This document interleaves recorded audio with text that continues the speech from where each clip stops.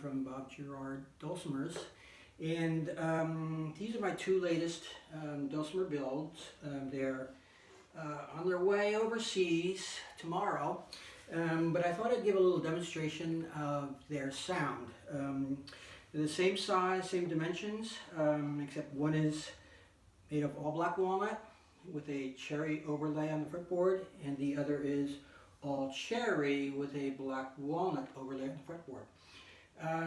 It'll give a demonstration of the different tone of the two different woods. So here we go. I'll start with this black walnut one, and this is number 94. And give it a listen.